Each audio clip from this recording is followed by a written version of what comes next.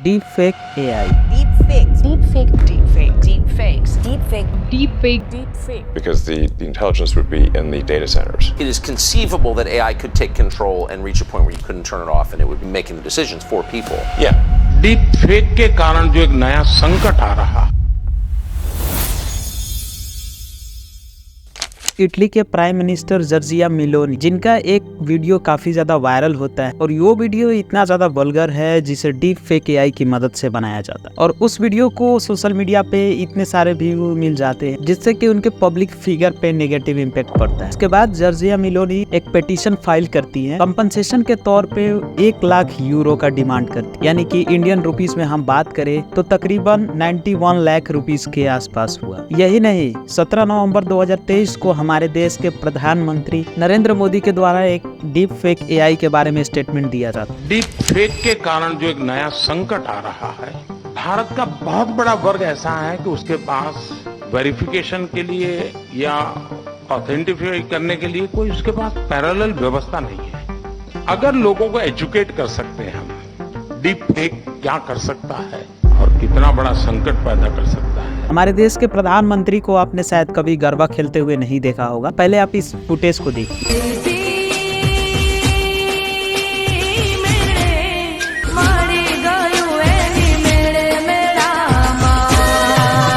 ये वीडियो काफी ज्यादा वायरल होता है, इवन हमारे देश के प्रधानमंत्री इसके बारे में भी बोलते हैं। मैंने अभी एक वीडियो देखा जिसमें मैं गरबे गा रहा हूँ और मैं खुद भी देख रहा क्या बढ़िया बना है।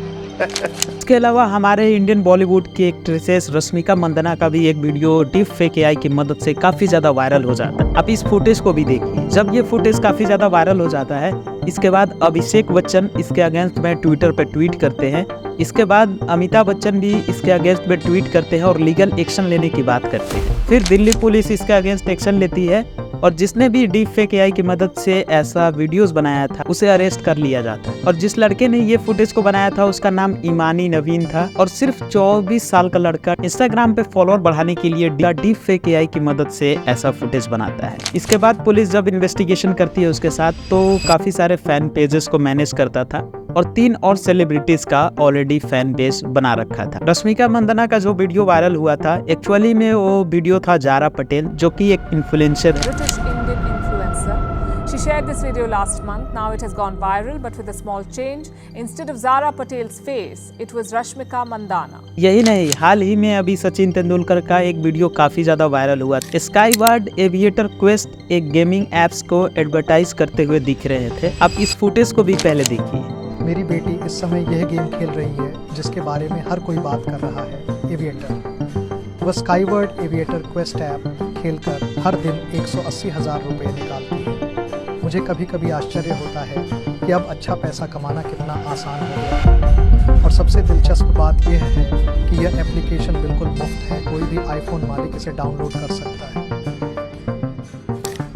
जब ये वीडियो काफी ज्यादा वायरल हो जाता है, इसके बाद सचिन तेंदुलकर ऑफिशियली ट्वीट भी करते हैं। इसके बाद ये बोलते हैं कि टेक्नोलॉजी का मिसयूज किया जा रहा है और ये भी रिक्वेस्ट करते हैं कि इस वीडियो को रिपोर्ट ज्यादा से ज्यादा लोग करें ताकि ये वीडियो सोशल मीडिया से हट पाए। डीप फेक एआई की मदद से ऐसे कई सारे वीडियोस आज के समय में क्रिएट किया जा सकता है जो कि शायद आप सोचे भी ना। इसके बाद विराट कोहली का भी एक और वीडियो वायरल होता है जिसमें कि वो एक बेटिंग जैसे ऐप यानी कि कसिनो टाइप के ऐप जिसमें पैसे कमाए जाते हैं, वैसे ऐड का एडवर्टाइजमेंट करते हुए नजर आए। के लिए आपके पास 500, 1000, 2000 रुपए हैं जिन्हें आप खर्च कर सकते हैं। बाद में जब इस फुटेज के ऊपर इन्वेस्टिगेशन किया जाता है तो ये फुटेज पता चलता है कि किसी एक इंटरव्यू का फुटेज उठाया गया था और डीप फेक एआई की मदद से इसे बनाया गया। यही नहीं, डीप फेक एआई का यूज एडवर्टाइजमेंट तक ही सीमित नहीं रहा। इसके अलावा आज के समय में ऐसे मेडिकल जैसे चीजों फेक प्रोडक्ट के एडवर्टाइजमेंट में भी किया गया। हाल ही में गुरुग्राम में मेदांता हॉस्पिटल चेयरमैन का फुटेज डीप फेक एआई की मदद से ऐसा बनाया गया जिसमें कि वो वेट लॉस जैसे प्रोडक्ट को एडवर्टाइज करते हुए नजर आए। इसके बाद उस पर पुलिस ने इन्वेस्टिगेशन किया और उस वीडियो को डिलीट कर दिया गया काफी सारे सोशल मीडिया प्लेटफॉर्म से।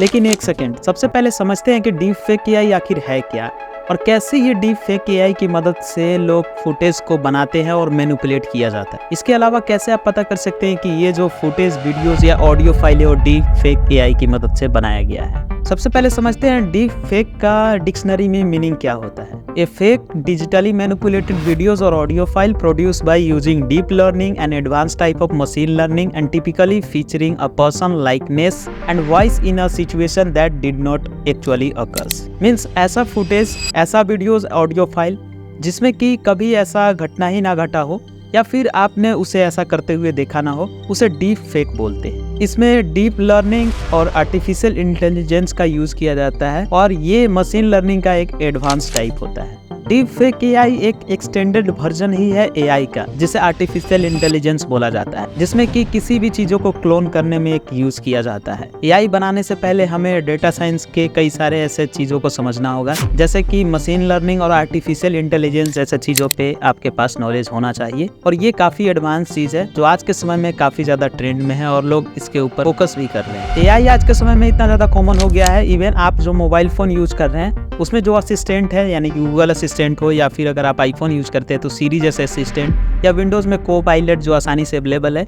ये सारे एक आर्टिफिशियल इंटेलिजेंस ही हैं।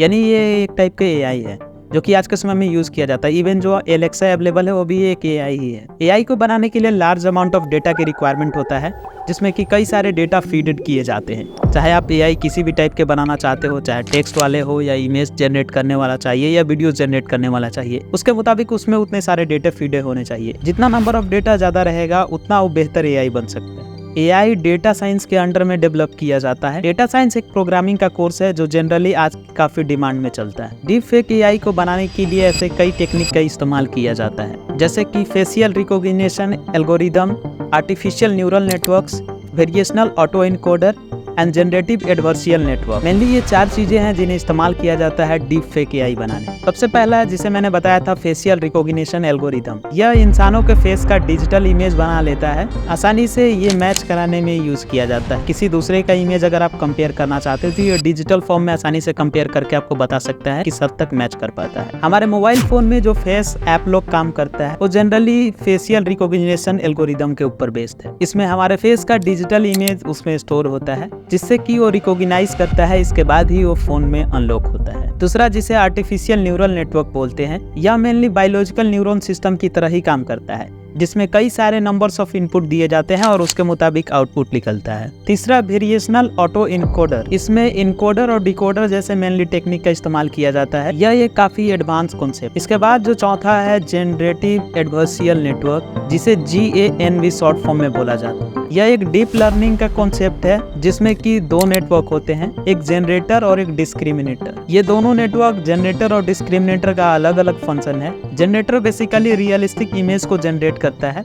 आपके पास जितने नंबर ऑफ इनपुट्स हैं, लाइक अगर आप ही का कोई फेक इमेज या फेक वीडियोस बनाने की जरूरत है तो आपके काफी सारे जो ऑलरेडी डेटा इनपुट मिले हुए हैं उस चीज को रियलिस्टिक फॉर्म में करता है। इसके बाद जो डिस्क्रिमिनेटर है वो उस चीज को डिफ्रेंशिएट करता है, रियल और फेक से डिफ्रेंशिएट करता है। इसके बाद काफी हद तक रियलिस्टिक फुटेज को प्रोड्यूस करने में मदद करता है। इन चारों चीजों के बाद एआई मॉडल को काफी ज्यादा रिफाइन किया जाता है और रीट्रेन किया जाता है काफी सारे लोगों की मदद से, और फिर उसे मार्केट में टेस्टिंग पर्पस के लिए उतारा जाता है। आइए अब समझते हैं डीप फेक एआई के एवोल्यूशन के बारे में, कैसे इसकी उत्पत्ति हुई। डीप फेक एआई पहला बार इंट्रोड्यूस हुआ था 1990s में। शुरुआती तौर पर इसे इंस्टीट्यूट के तौर पे स्टार्ट किया गया, बाद में इंडस्ट्रियल लेवल पे यूज किया जाने लगा और आज के समय में इंडस्ट्री लेवल पे ज्यादातर इस्तेमाल किया जाता है डीप फेक एआई।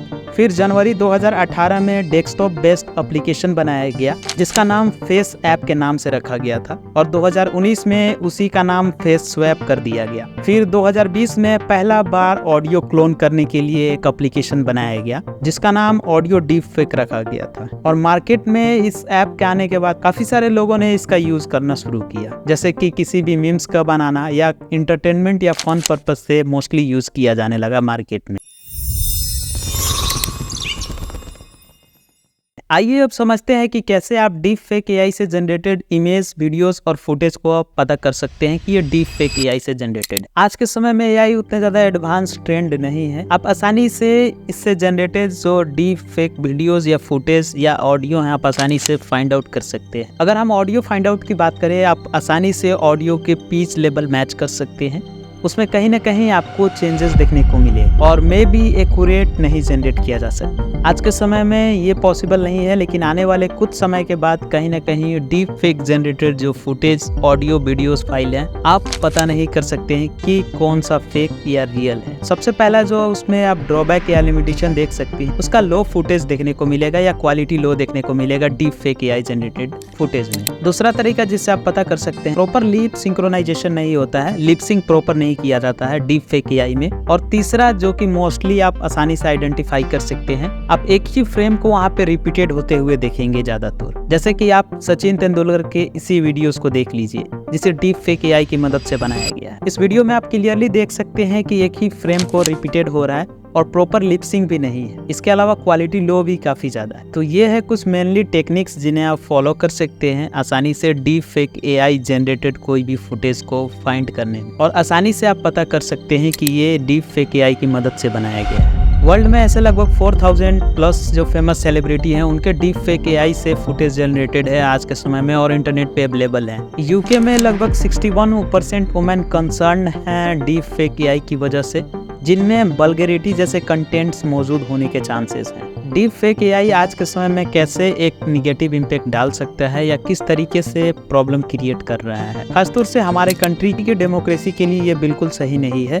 ये डेमोक्रेसी पे एक इम्पैक्ट डाल सकता है। डीप फेक एआई की मदद से मिस इन्फॉर्मेशन ज़्यादा से ज़्यादा शेयर किया जा सकता है और आज के समय में इंडिया में फेयर और फ्री इलेक्शन कराना कहीं ना कहीं प्रॉब्लम क्रिएट कर सकता है। चाहे किसी भी प्रोपागेंडा या किसी भी स्कीम को बढ़ावा देना हो, डीप फेक एआई की मदद से किसी बड़े पॉलिटिशियन, किसी बड़े लीडर का इस्तेमाल किया जा सकता है फुटेज को और लोगों तक आसानी से भेजा जा सकता है। आज के समय में लोग ज्यादातर इंटरनेट और सोशल मीडिया पे अवेलेबल कोई भी चीज है उसे कंज्यूम करना पसंद करते हैं। लोग इसके पीछे बिल्कुल रिसर्च करना नहीं जानते हैं कि क्या सही में ये इन्फॉर्मेशन करेक्ट है या आप तक मिस इन्फॉर्म किया जा रहा है। आज के समय में वर्ल्ड के ऐसे कई कंट्रीज की बात करें तो वहाँ पे डीप फेक एआई के अगेंस्ट में कई सारे लॉज का फॉर्मेशन किया जा रहा है और इस डीप फेक एआई का ज्यादा कंसर्न देखने को मिल रहा है डेवलप कंट्री में, जहाँ पे टेक्नोलॉजी आसानी से अवेलेबल है। एक आम लोग तक टेक्नोलॉजी एक्सेसिबल कराना मतलब कि डीप फेक एआई का आसानी से इस्तेमाल कर लेना। इसके लिए कहीं ना कहीं इंडिया में लॉ का फॉर्मेशन करना ज्यादा जरूरी है। आज इंटरनेट पे अगर आप किसी का फेस स्वैप करना चाहते हैं तो आप ऐसे कई एआई अवेलेबल हैं जिनका इस्तेमाल करके आसानी से आप फेस को एक्सचेंज स्वैप मार सकते हैं, चाहे आप वीडियोस में करना चाह रहे हो चाहे आप इमेजेस में करना चाहते हैं। इसके अलावा आप ऑडियो को क्लोन करना चाहते हैं या किसी दूसरे का ऑडियो निकालना चाहते हैं, आसानी से आप एआई की मदद से कर सकते हैं। आप अपने पर्सनल इंटरेस्ट के मुताबिक उस टाइप के ऑडियो को क्लोन कर सकते हैं। आपके जितने सारे फुटेज या आपके नंबर ऑफ डेटा जो अवेलेबल है आज सोशल मीडिया पे, तो उस डेटा डीप फेक एआई की मदद से कहीं ना कहीं मैनिपुलेट किया जा सकता है और शायद से ब्लैकमेलिंग जैसे केसेस देखने को मिल सकते हैं। आज के समय में एआई आसानी से अवेलेबल जरूर है, लेकिन उसके कई सारे नेगेटिव इम्पैक्ट पड़ सकते हैं। हालांकि नेगेटिव इम्पैक्ट से ही मतलब नहीं है, इसका पॉजिटिव इम्पैक्ट भी है। इंडस्ट्री लेवल पे काफी ज्यादा डीप फेक एआई का इस्तेमाल किया जाता है। किसी का अगर फेस स्वैप करना हो या कोई भी सेलिब्रिटीज का आप आसानी से डीप फेक एआई की मदद से फुटेज बना सकते हैं। तो इसलिए मैं रिकमेंड करूंगा कि अगर आपका डेटा इंटरनेट और सोशल मीडिया पे अवेलेबल है, अगर आप पब्लिकली उसे एक्सेसिबल नहीं करना चाहते हैं तो आप बिल्कुल अपने अकाउंट्स को प्राइवेट कर सकते हैं और आपके साथ हो सकता है कि ब्लैकमेलिंग जैसे केसेस नहीं देखने को, क्योंकि अगर आपका डेटा आसानी से अवेलेबल है तो डीप फेक एआई की मदद से लोग उसे इस्तेमाल कर सकते हैं। एलोन मस्क ने भी यहाँ तक स्टेटमेंट दिया है कि एआई काफी ज्यादा डेंजरस है। I think the danger of AI is much greater than the danger of nuclear warheads by a lot. And mark my words, AI is far more dangerous. आज के समय में भले ही एआई उतने ट्रेंड नहीं है, लेकिन जैसे जैसे डेटा हम देते जा रहे हैं या जितने सारे डेटा अवेलेबल हैं सोशल मीडिया पे, उससे और वो बेहतर बनते जा रहा है समय के साथ। और एआई कहीं ना कहीं खुद को ट्रेंड करने के लिए और लोग और भी बेहतर रिजल्ट सर्च करने के लिए एआई को ट्रेंड कर रहे हैं।